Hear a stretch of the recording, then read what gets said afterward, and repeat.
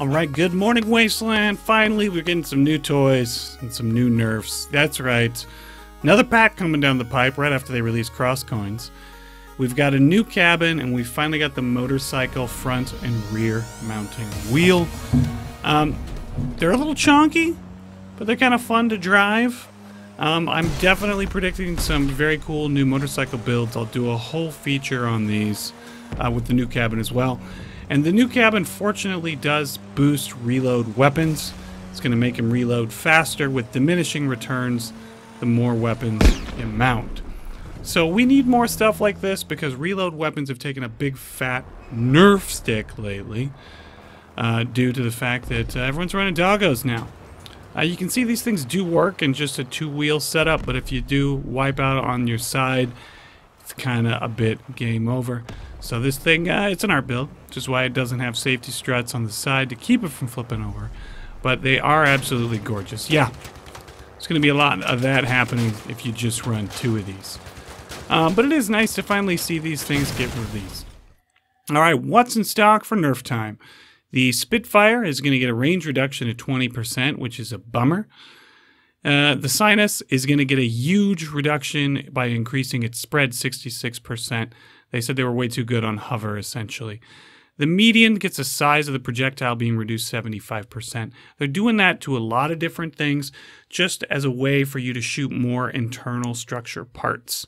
The Quasar gets an interesting tweak in that the ball is going to increase in size with time, make it easier to hit stuff that's further away. Next up, you're going to notice that the Cap Can gets a durability reduction, 25%. Don't think anyone is going to complain about that change. Also, a change coming to the Phoenix. They're going to increase the projectile speed by 35%.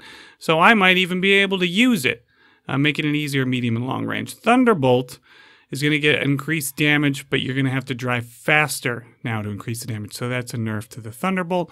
The Yao Guy drone, it's going to start attacking a little bit quicker. So the time reduction is reduced. So that's a buff to that. Thresher is getting a double buff, which is crazy because it's already good. Projectile speed increase and a significant ammo increase. The Spike One's going to get that dropped projectile size so you can hit those internal parts and not hit protruding parts, aka spaced armor. Now the biggest nerf goes to the Omnibox. Gets a massive reduction in the mass of acceleration on the car.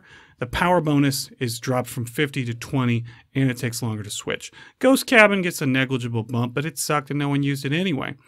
The Aggressor now is going to accumulate a charge for every 25 meters and pass since instead of 30, so a bit of a buff. Argus is going to have a slightly slower cooldown, and Omni Wheels are going to get less of a penalty. It's taken down from 16 to 12, so a bit of a buff. Meat Grinders, the penalty on movement parts is now less, so that they're going to have a little bit more power and a little bit more grip.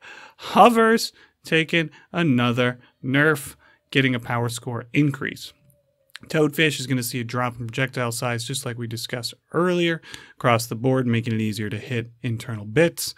Pulsar, blast radius from the perk is going to get increased just a little bit, so a bit of a buff for that.